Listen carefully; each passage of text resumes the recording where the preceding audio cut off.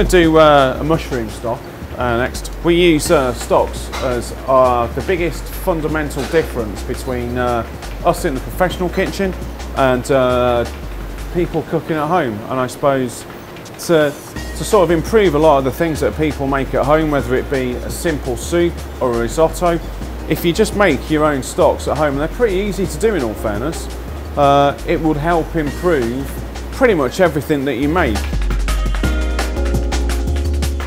Best stock for you guys at home to know and to have a really good recipe for would be chicken stock.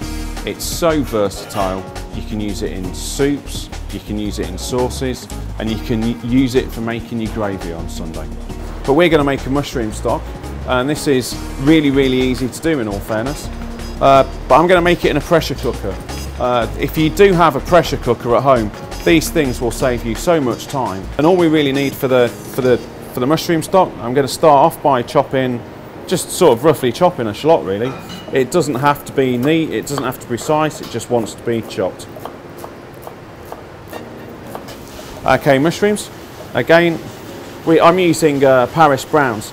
Button mushrooms are great. I think button mushrooms are an underrated mushroom, especially for this sort of stocks and especially in soups. Always add a pinch of salt though to your stock. It'll just help bring out the flavour of whatever meat, vegetable that you're using while it cooks. You don't want to put too much in, just a little bit to help with the flavour. Secret ingredient for whatever you're cooking, including stocks, is start off with the best ingredients that you can afford. So I'm going to plonk the pressure cooker straight onto the stove, just the base. I'm going to get the bottom of the pan nice and warm. Once it's warm, I'm just going to drop in just a little bit of olive oil. And then we're going to place everything else in. We don't want to cook this too much. It's a gentle heat to start off with. So in they go. Just turn them round. All I want to get them to do is just soften so that they're actually releasing some of their juice, and they're just starting to soften, which means all the water is going to start coming out of the mushrooms.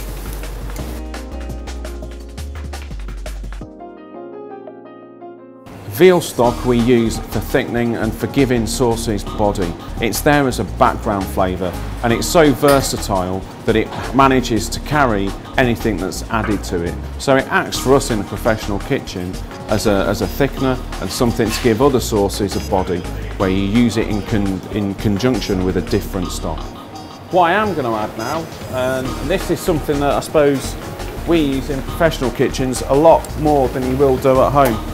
You know, mushrooms and Madeira is sort of one of those combinations that's timeless, that's been tried, tested, and it's absolutely fantastic. I'm going to put in there probably the best part of 3 tablespoonfuls. So I'm just going to put into this probably about 2 litres of water. So I'm just going to whack it straight in. I'm going to add a good pinch of salt. And I'm going to add a few sprigs of thyme. Again, thyme, Madeira, it's a fairly traditional flavour. I'm just going to drop that in, and that'll just help give a bit of strength to the stock. I'm just going to place the lid on, close it up. It's settled down, and basically we've got our mushroom stock. So I'm just going to pour this off.